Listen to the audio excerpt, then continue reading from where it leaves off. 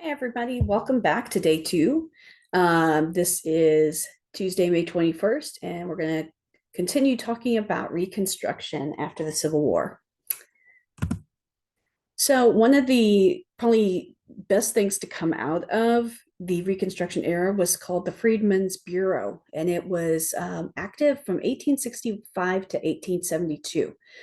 It was established by Congress to provide aid to the newly freed African Americans in their transition from slavery to freedom. So basically, a federal organization that was trying to, help them navigate going from owning nothing, having no legal documents in their own names, to being able to now be newly freed and be able to provide for their families and get in touch with loved ones. So we're going to take a look at how the Freedmen's Bureau worked and what worked for it and what didn't work so well for it. So the goals of the Freedmen's Bureau were the following, which was, excuse me, to establish schools, provide aid, settle disputes, mainly between, the potential former masters, white masters, and now the newly freed Black men and women, to provide health care, secure equal treatment in the courts. And the greatest accomplishments from the Freedmen's Bureau was definitely the fact of establishing schools and the health care, which was basically denied a lot during slavery in the United States. So one of the job opportunities, and I say that with heavy sarcasm because it really wasn't an opportunity, what many men and women found themselves forced back into was something called sharecropping. And this is where Black families rented part of a plantation, maybe a few acres, and then to be able to farm it, they had to borrow supplies, borrow tools, or buy things on credit from the plantation owner. And then when your crop arrives, when your crop is done growing, you have to pay back the debt you owe to the white plantation owner, and you paying this through crops. But that means that the next year, when you need to get ready to go farm again, a lot of times you have to take out more debt to get more supplies. So really, it was not that much different from being an enslaved worker. One of the videos today is going to go into more details about sharecropping and really the disadvantages that went along with it. So we're going to look at some primary source documents. A primary source basically means it was written or created, or like a painting was painted right at the time that it's taking place. So think of it today, and this is going to show my age here, like your Facebook feed. Whatever shows up in Facebook today, that's a primary source for you. That's probably not the best example. Let's put it this way. If you wrote a diary entry or a blog entry today, it's a primary source. It's something that took place today. If it's something where it's written about something that happened in the past, so like a I don't know, you're writing about a concert you went to 5 years ago or that you saw, that's a secondary source. I'm not really explaining this great today. Sorry about that. My dog is also trying to get my attention right now. So this photograph here is of some men and women who are sharecroppers. So they are likely still in the same plantation that they were formerly enslaved at. And what are some of the things you notice in the picture?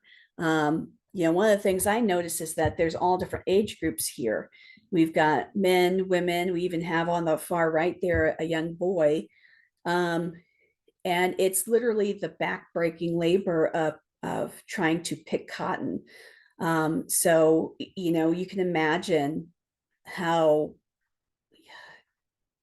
what's the right word I'm looking for here? Demeaning, how hard it would be to endure this work, and knowing that you really didn't get much freedom compared to when you were enslaved.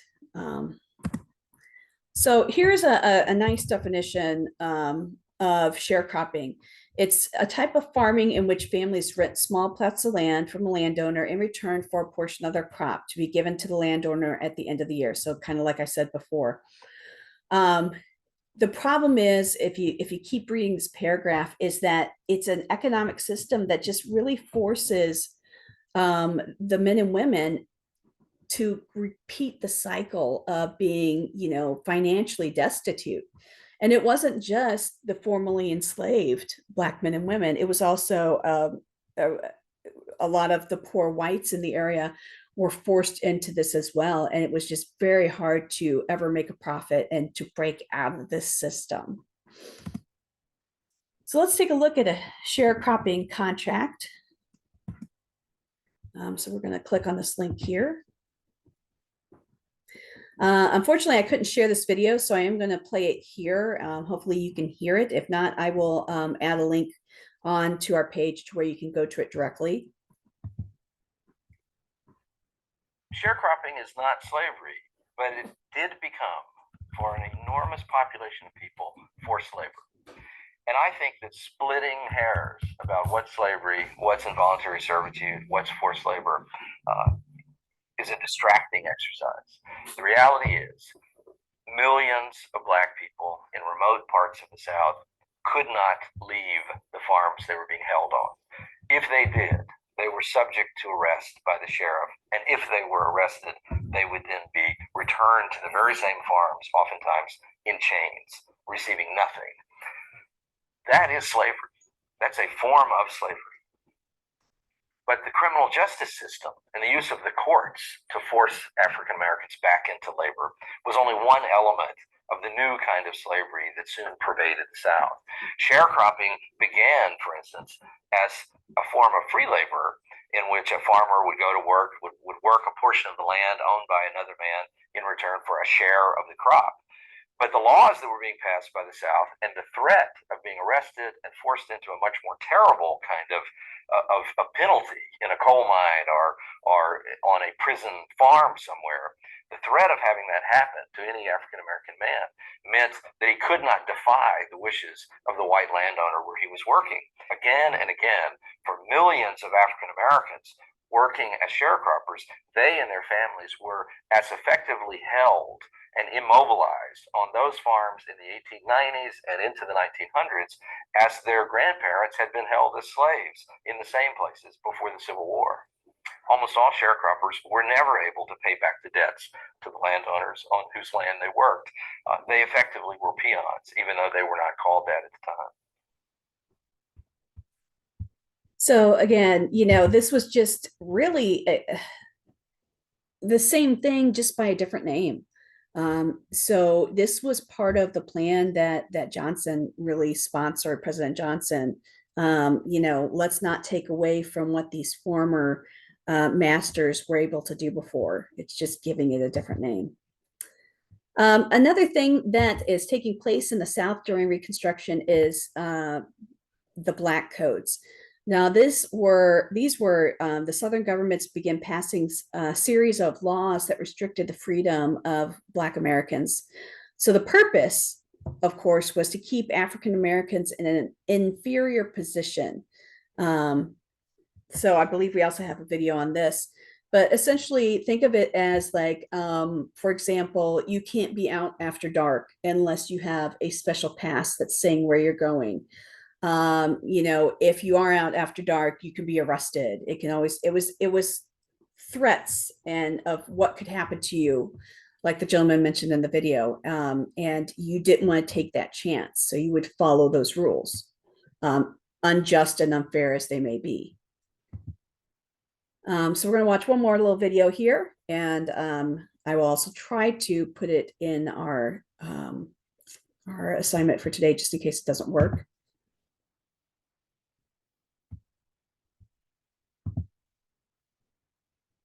Between emancipation and 1874, this is a period of a great deal of violence, uncertainty, and conflict in the South. There's no other way to describe. We call it the Reconstruction era, but really, at a local level, this is all about conflicts over independence and equality between Blacks and whites. And the legal system plays an important role in this. The black codes were taken from the old slave codes, and these were laws that were meant to apply solely to black people. And they were laws that made it a crime, again, to be out after a certain hour, for possessing a weapon of any kind. Vagrancy was one. Let's say you had a skill as a slave. You wanted to be a barber, or you wanted to have your own shop, or even if a black woman wanted to be a laundress, you had to have a permit, and you had to pay money to get that permit. And if you were operating without a permit, you could be arrested under the black codes. These laws varied from state to state, but they all had the same purpose, which was to subject the free people to their own particular kinds of control. You have people being arrested on charges from the black codes and put to work on the streets. And this is before the big convict leasing system emerges. These are all local laws. If you're arrested for vagrancy, if you're arrested for theft, if you're arrested for larceny, these are tried in local courts. These are not tried in federal courts. These are tried in local courts.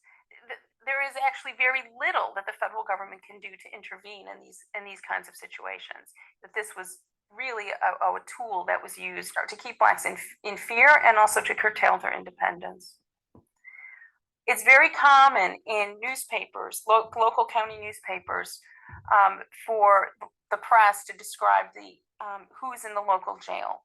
And they'll say 73 in the Dallas County Jail, all Negro. So many people arrested for theft, all Negro.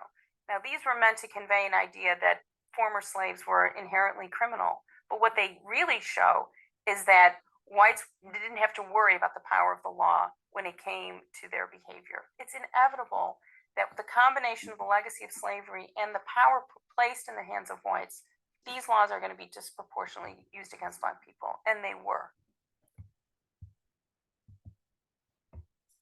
Right. So the origins of the civil rights movement starts back in this time period. There is a Civil Rights Bill of 1866. It's a national definition of citizenship. All persons born in the United States to be national citizens, all citizens equal before the law, the rights of free labor, including the rights to make contracts, bring lawsuits, and have protection of their persons and property. And again, this was mainly added because now we have the formerly enslaved, newly freed black men and women who wanted to and deserved and were, we have to define how are their rights going to be upheld. And so that's why this first bill was added. Next, the 14th Amendment. This granted citizenship to all persons born in the United States. It's equal protection of the law. So meaning if you were formerly enslaved, but you were born here in the United States, you are a citizen. And again, this was directly added because of the Emancipation Proclamation and because we are now granting citizenship for people who were formerly enslaved. I think we're going to stop here and then we'll pick up again here tomorrow. Finally, the Reconstruction Act is added in 1867. It's added over President Johnson's veto, meaning he was against it. Again, he was for the South. And Congress adopted the Reconstruction Act. The act divided the South into 5 military districts. It called for the creation of new Southern state governments where Black men were given the right to vote. This was a game changer. This really should have created equality for Black men to be involved in government. And for a short time it did. But as we'll see tomorrow when we pick up, best intentions can be ruined when the president is allowing local government to be in charge in the South. So we'll pick up again here tomorrow. Again, complete all today's assignments in the Google Classroom, and I will see you again tomorrow. Have a great day, everybody.